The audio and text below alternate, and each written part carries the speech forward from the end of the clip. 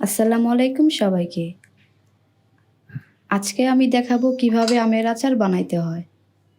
প্রথমে আমি কড়াইটা বসিয়ে দিয়েছি। এখন আমি শুকনো মরিচটি ভেজে নিব।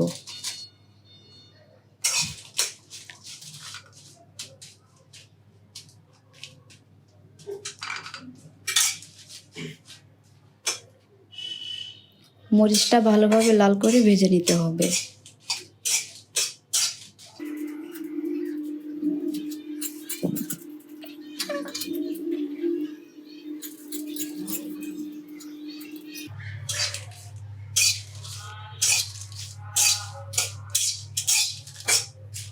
মরিচটা ভালোভাবে ভেজে নেবেন যাতে করে মরিচটা পুড়ে না যায়। পুড়ে গেলে মরিচটা তাহলে কালারটা ভালো আসবে না। দেখতেই পাচ্ছেন আমার মরিচ ভাজাটা হয়ে গেছে। এখন আমি মরিচটা তুলে নিব।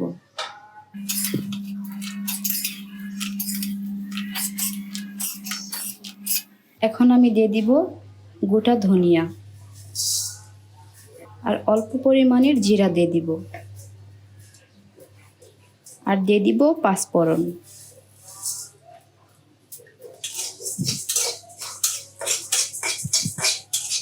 খেয়াল রাখবেন যাতে করে পুড়ে না যায়।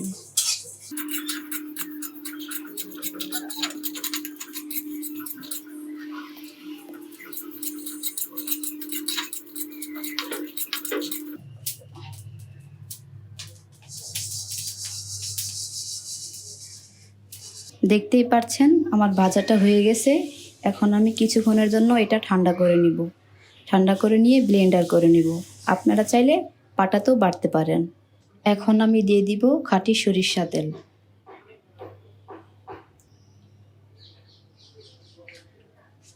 এখন আমি দিয়ে দিব তেজপাতা, এলাচ, দারচিনি আর 3টা শুকনো মরিচ, আর দিয়ে দিব পাঁচফোড়ন।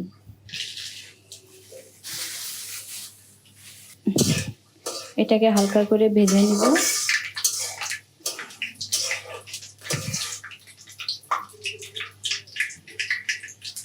এরপরে দিয়ে দিব 1 চামচ রসুন বাটা,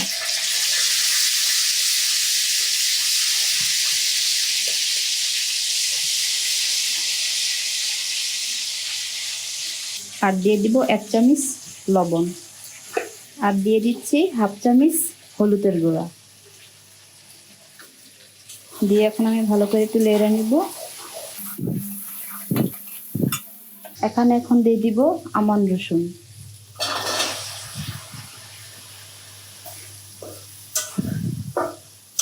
রসুনটাকে ভালো করে লাল লাল করে ভেজে নিব।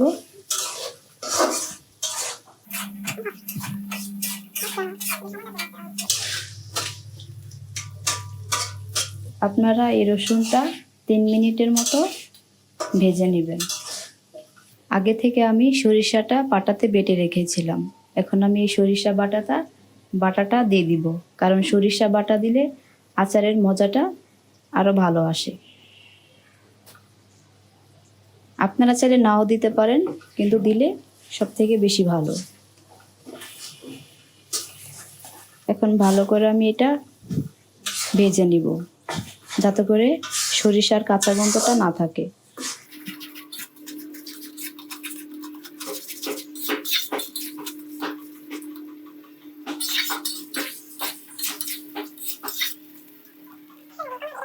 চুলার পাওয়ারটা কমিয়ে দিয়ে এরপরে এটা ভেজে নেবেন যাতে করে মশলাটা পুড়ে না যায়। মশলাটা পুড়ে গেলে তাহলে একটা পোড়া গন্ধ আসতে পারে।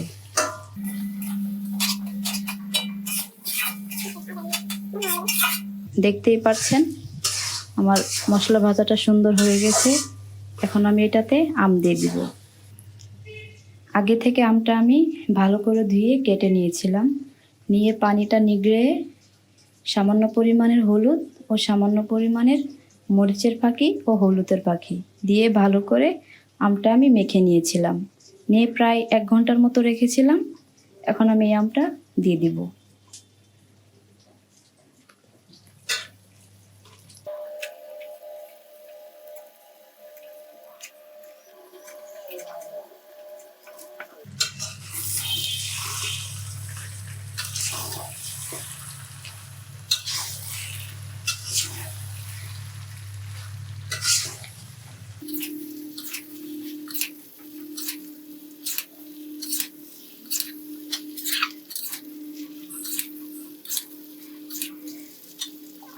এখন আমি আমটাকে 5 মিনিটের জন্য ভালো করে ভেজে নিব।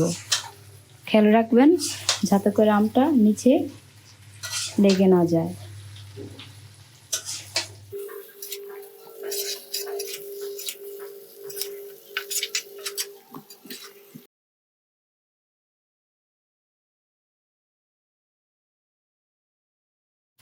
দেখতেই পাচ্ছেন আমার ভাজাটা হয়ে গেছে। এখন আমি এখানে দিয়ে দিব চিনি। আমি এখানে দিয়ে দিচ্ছি 2 কেজি আমের মধ্যে 1/2 কেজি চিনি, কারণ আমার আমটা অতটা টক ছিল না, এর জন্য আমি 1/2 কেজি দিয়েছি। আর আপনারা যদি আচার বানান, আম যদি টক হয় তাহলে আপনারা এখানে 1 কেজিও ব্যবহার করতে পারেন। এখন আমি ভালো করে এটা নেড়ে ছেড়ে নিব।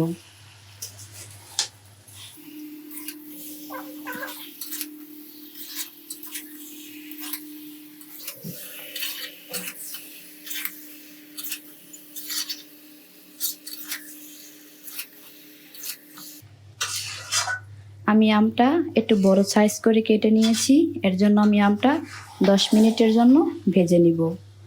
আর আপনারা যদি ছোট সাইজ করে কাটেন তাহলে আপনারা 5 মিনিটের জন্য ভাজতে পারেন, কারণ বড় করে কাটলে সিদ্ধ হতে একটু সময় লাগে।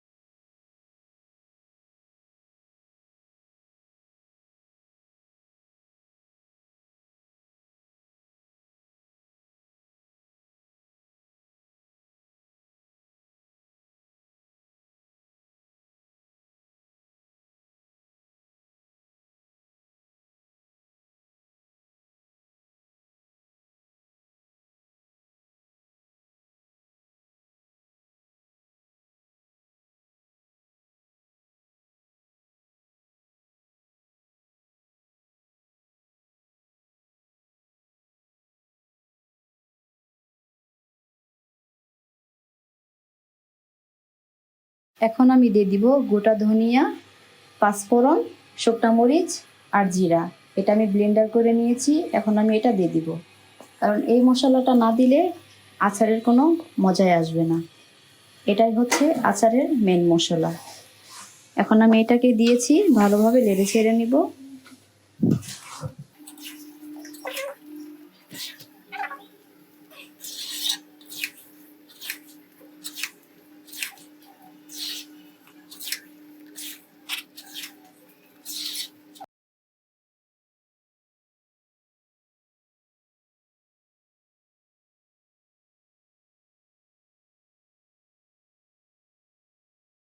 আলহামদুলিল্লাহ, দেখতেই পাচ্ছেন আমার আচারের কালারটা অনেক সুন্দর আসছে।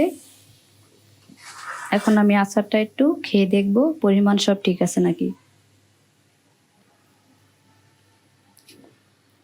আলহামদুলিল্লাহ, আমার আচারের পরিমাণটা সব কিছু ঠিক আছে।